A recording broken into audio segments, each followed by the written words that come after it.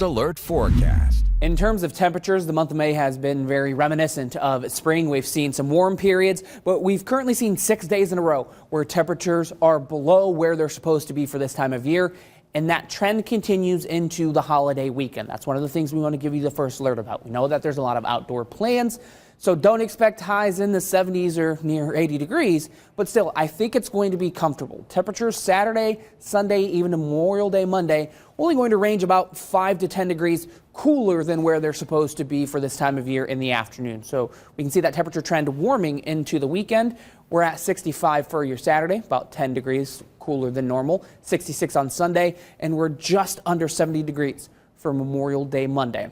But I do want to backtrack just a little bit, because tonight it will get chilly, and 1 or 2 locations across 21 country could possibly see some patchy isolated frost. I've got fairly low confidence in that happening, but it is possible. That's because temperatures are expected to dip down at least for an hour or two in the upper to mid 30s.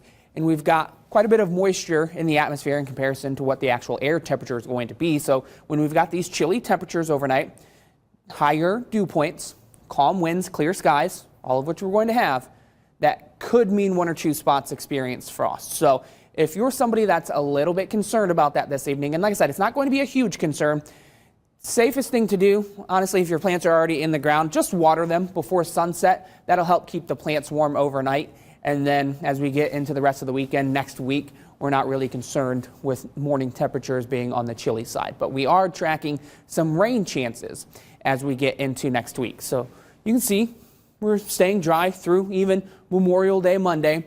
That rain chance starts to tick up just a little bit on Tuesday, and then we hang on to a slightly elevated rain chance on Wednesday and Thursday. Wednesday, same weather system that's going to impact us on Tuesday.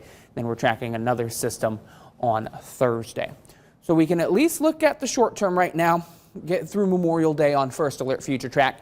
The rest of the day today, those clouds are clearing out. I expect to see mostly sunny conditions by the time we get to sunset this evening. Saturday afternoon, 3:55, 4 o'clock or so, you can see much of northern Indiana is dry. It is clear. If you're heading up to the lake shore, southwest Michigan, looking pretty good too. Same case for the state capital. Sunday, the Indy 500, we're seeing more clouds push in to the state capital. Northeast Indiana and northwest Ohio, our neck of the woods, I expect to see a favorable mix of sun and clouds. Down towards the state capital, I expect mostly cloudy conditions, maybe a stray sprinkle during the race, but right now it looks like race time is going to be mostly dry, and then Memorial Day Monday, I believe everybody across the region is going to be dry. So if you're heading down to Indianapolis, I would say do not cancel any plans, but just know a stray sprinkle is possible on race day.